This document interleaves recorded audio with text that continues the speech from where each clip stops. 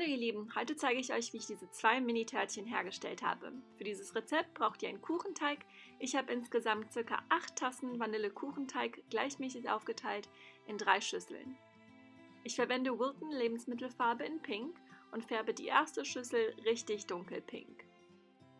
Ich verwende eine längliche Backform und verteile hier den Kuchenteig.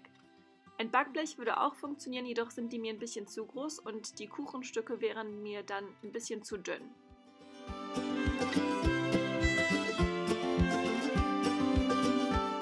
Jetzt zur zweiten Farbe. Hierfür verwende ich dieselbe Lebensmittelfarbe, färbe den Kuchenteig aber heller pink.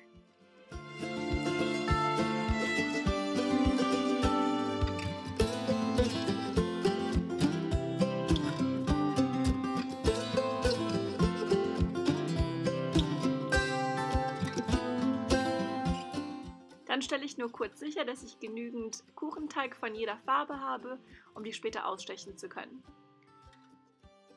Für die dritte Ebene verwende ich ganz normalen Kuchenteig, also ungefärbt, und verteile die in meine zweite Backform ein und versuche ungefähr dieselbe Größe zu erreichen. Damit mir der Kuchenteig später nicht komplett in der Form zerläuft, baue ich mir so einen kleinen Damm aus Backpapier raus.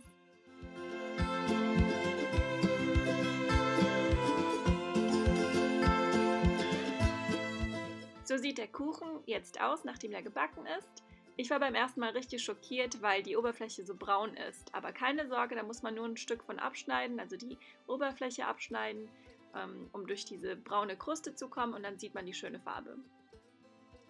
Ich schneide das Ganze jetzt noch gleichmäßig und steche dann die Kreise aus.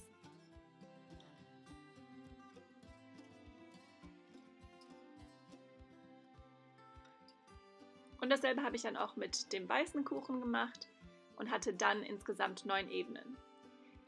Ich habe die 9 Ebenen verteilt in 2 Kuchen, also ich habe für einen größeren Kuchen 2 von jeder Farbe verwendet, also 2-mal dunkelpink, 2-mal hellpink und 2-mal weiß. Und dann blieb mir noch eine Ebene von jeder Farbe, die ich für den kleineren Kuchen verwendet habe. Zwischen den Kuchenebenen gebe ich noch amerikanische Buttercreme. Dazu habe ich auch in der Vergangenheit schon ein Video gemacht. Das Rezept verlinke ich euch gerne hier oben rechts.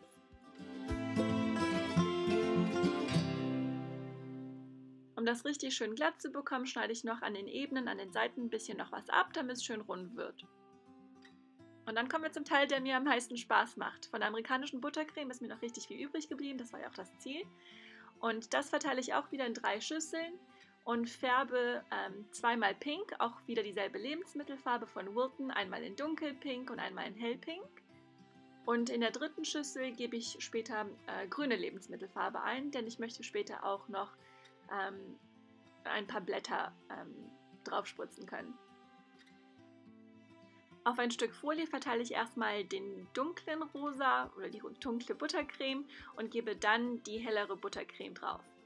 Ich mache das, weil ich wollte, dass die Blätter der Tulpen, dass die äußeren dunkler sind als die inneren, weil ich denke, das gibt dem Ganzen ein bisschen mehr dreidimensionalen oder realistischeren Effekt. Ich weiß nicht, ob man es zum Schluss wirklich gesehen hat, aber ich würde das trotzdem nochmal machen. Ich würde wahrscheinlich ein bisschen mehr von dem dunkleren Pink verwenden beim nächsten Mal. Das ist die Tülle, die ich verwende.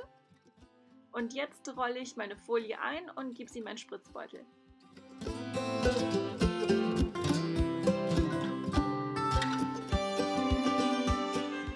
Damit die Tulpen später schön an dem Kuchen haften, gebe ich noch eine dünne Schicht weiße Buttercreme drauf. Und dann fängt der Spaß an.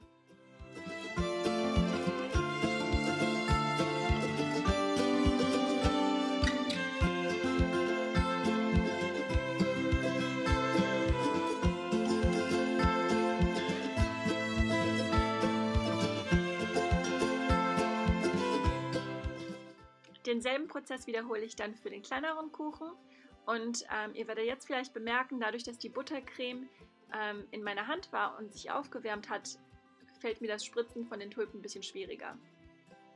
Aber egal, es geht noch. Und zum Schluss verwende ich dann eine andere Tülle, um die Blätter zwischen den Tulpen drauf zu spritzen. So sieht die Tülle aus.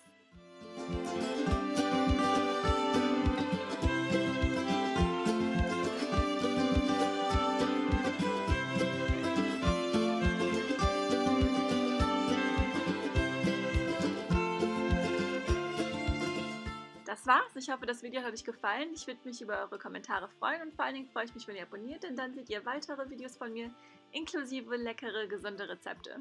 Tschüss, bis zum nächsten Mal.